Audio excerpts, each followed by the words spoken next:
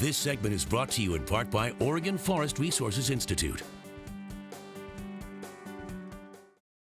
Here in Oregon, we have 99% of the forest that we had in the year 1600. And that's because of a lot of hard work and education that went into keeping them that way. Right now we're here at Hopkins Demonstration Forest. It's just outside Oregon City, and we're catching up with a local field trip to learn more about how to keep Oregon forests growing strong. So if I show you what to do, you kind of put that in the ground like that, you lift up, you open up a little hole, and we put a tree in there.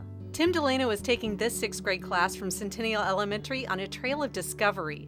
They're learning about Oregon laws that preserve the forests and protect wildlife and water. Roots go in the hole. Now pull that up and shake the dirt off. So then you go in right there and push. To protect the forest, you first have to make sure there are trees. 40 million trees are replanted in Oregon every year. It's called reforestation, and it's not just a suggestion for landowners. Tree planting is the law in Oregon. After we harvest timber, we must replant trees within 12 months. You must start the process. Within 2 years, you must have it planted. And within 6 years, the trees must be free to grow, which means they're above the brush and they're going to grow. Mike Clossy is a forester with Oregon Forest Resources Institute. He helps educate landowners and works closely with people like Tim to educate all Oregonians about forest management, because public awareness is one of the most important ways to protect the forest. Oregonians really care about their forests. That's one of the things that we've found.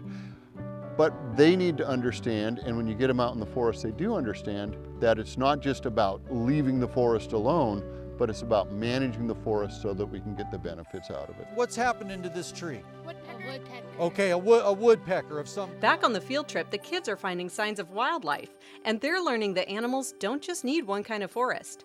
Some thrive in new growth, some depend on older trees, and some, like the woodpecker, need dead trees or snags to live. Protecting forests is about creating habitats for all animals in the ecosystem. One of our big projects right now is called Wildlife in Managed Forests, and it's to help people understand not only that wildlife can do well in a managed forest as well as in an unmanaged forest, but also that as we manage our forests, there are things that we can do to make them better for wildlife.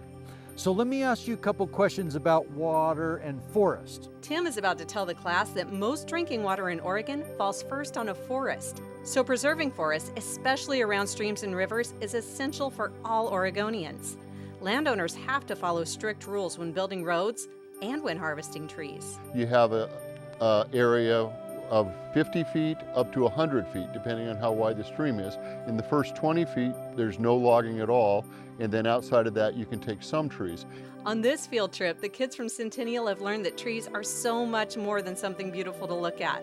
Forests provide economic, environmental, and social benefits that make them worth protecting for generations. And Michael also hopes that maybe he's found a few more generations of protectors. I'd love for them to think, boy, wouldn't I like to have a job where I could work in the woods like Tim does and be in the forest every day? If you want to learn more about healthy Oregon forests, you can check in with Oregon Forest Resources Institute at their website, oregonforest.org.